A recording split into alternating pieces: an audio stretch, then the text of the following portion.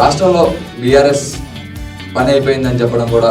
తెలంగాణ రాష్ట్రం వచ్చేటప్పటికే బౌండింగ్ అనేది చాలా ఏర్పడ్డది తెలంగాణ ప్రజలకు బీఆర్ఎస్ పార్టీ. ఖచ్చితంగా కేటీఆర్ ఫోన్ ట్యాపింగ్ చేసిండు. దమ్ముంటే అరెస్ట్ చేయమనండి. అది కాకుండా ఇది కాలయాపన చేసుకుంటూ ఇవాళ రా రేపు రా వీళ్ళని విచారణ వాళ్ళని విచారణ.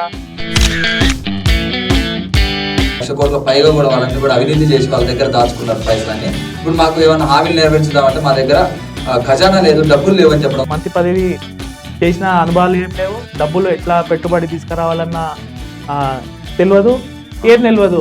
డైరెక్ట్ సీఎం పదవిలో కూర్చొని డల్లాస్కి వెళ్తాడు. డల్లాస్కి వెళ్ళి నేను అది ఇది చేస్తున్నా అంటాడు. కవిత కూడా బయటికి రావడం జరిగింది. కవితనే స్వయంగా ఫోన్ ట్యాపింగ్ జరిగింది. ఈరోజు బీఆర్ఎస్ పార్టీ ఓడిపోనీకే కూడా తన పాత్ర ఉందని చెప్పి అందరికీ తెలుసు. అది ఎందుకో రేవంత్ రెడ్డి వచ్చిన బాణమే అనిలాగా అనిపిస్తుంది. ఖైరతాబాద్ ఎమ్మెల్యే దానం నాగేంద్ర అసలు ఏమి డెవలప్మెంట్ చేసింది, ఎలాంటి పనులు చేసింది? దానం నాగేంద్ర పరిస్థితి వచ్చిందంటే ఇప్పుడు సొంత తండ్రి పేరు చెప్పుకోలేని పరిస్థితిలో తనున్నాడు. ఎందుకంటే ఒకసారి బీఆర్ఎస్ అంటారు, ఒకసారి. ఖైరతాబాద్ లో ఎలాంటి అభివృద్ధి జరగలేదని చెప్తున్నారు. ఖైరతాబాద్ లో అయితే అభివృద్ధి జరిగింది అని చెప్పి కొంతమంది నాయకులు చెప్తున్నారు. అంటే అభివృద్ధి అనేది ప్రజలు చెప్పాలి. నిన్ను ఎన్నుకున్నది ప్రజలు. ప్రజలు చెప్పాలి ఎంత ఎంత డెవలప్మెంట్ అయింది, ఏమైంది, రోడ్లు అయితే ఏమి, స్ట్రీట్ లైట్లు అయితే ఏమి. ఏం చెప్పదలుచుకున్నారు మరి దానం నాగేంద్ర? దమ్ముంటే ఖైరతాబాద్ కాన్స్టిట్యున్సీలో రాజీనామా చేసి మళ్ళీ పోటీ చేయాలని మేము అనుకుంటున్నాం. కాంగ్రెస్ పార్టీ గురించి ఏం చెప్పదలుచుకున్నారు? కాలయాపన చేసే పార్టీ అది. అన్ఫార్చునేట్లీ వచ్చిన రూలింగ్కి వచ్చిన పార్టీ. వాళ్ళే అనుకోలేరు సీఎం ఓవర్ అవుతారు అని చెప్పి వాళ్ళు ప్రకటించలేరు. సీఎం రేవంత్ రెడ్డి అయినాక వాళ్ళే కొట్లాడుతున్నారు. ప్రత్యేకంగా ఒక 100 యూట్యూబ్ ఛానల్స్ పెట్టుకొని ప్రచారం చేయించుకుంటారని చెప్పి కూడా అంటున్నారు. ఎట్లా చూసుకోవచ్చు మరి? శాతగానోడు ఎన్నైనా మాట్లాడతాడు.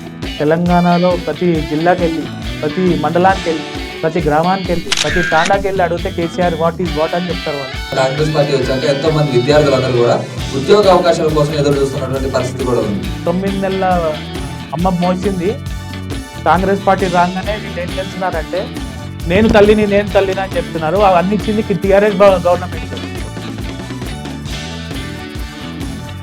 నిశాంత్ ముదిరాజే ఖచ్చితంగా కార్పొరేటర్ అవుతాడు అని చెప్పి ప్రతి ఒక్క నోట కూడా పేరు వినిపిస్తుంది. మరి ఎట్లా చూసుకొని ఖచ్చితంగా కార్పొరేటర్ గా నిలబడతారా బీఆర్ఎస్ పార్టీ నుంచి? నేను ఆశించడంలో తప్పులేదు. ఓకే, నేను అలా ఉద్యమకారుని కాబట్టి నేను వస్తుందని చెప్పి ఆశిస్తున్నాను. సీట్ ఇవ్వకపోతే బీఆర్ఎస్ పార్టీ నుంచి ఏం చేద్దాం అనుకుంటున్నాను? మా మోటో ఒకటే అండి, ప్రజలకి న్యాయం చేయాలి, ప్రజల మధ్యలో మనం ఉండాలి. ప్రజా నాయకుడు నిశాంత్ అనేట్లాగా నేను ఉండాలని చెప్పి నేను కోరుకుంటున్నాను. ఒకవేళ బీఆర్ఎస్ పార్టీలో ఇవ్వకపోతే కాంగ్రెస్ పార్టీకి పోయే అవకాశం ఉంది. కేసీఆర్ గారు నా దైవం లాగా భావిస్తాను నేను. కేటీఆర్ గారు మా బ్రదర్ లాగా భావిస్తాను, మా గురువు లాగా. సో వాళ్ళని వదిలికి మాత్రం ఎక్కడ పోయే అవకాశం ఉంటుంది. మరి ఖైరతాబాద్ కార్పొరేటర్ విజయారెడ్డి గురించి ఏం చెప్తారు? ఎలాంటి అభివృద్ధి చేశారంటే ఏం చెప్తారు? ఖైరతాబాద్ లో డివిజన్ మట్టుకి అభివృద్ధి అయ్యింది. కాకపోతే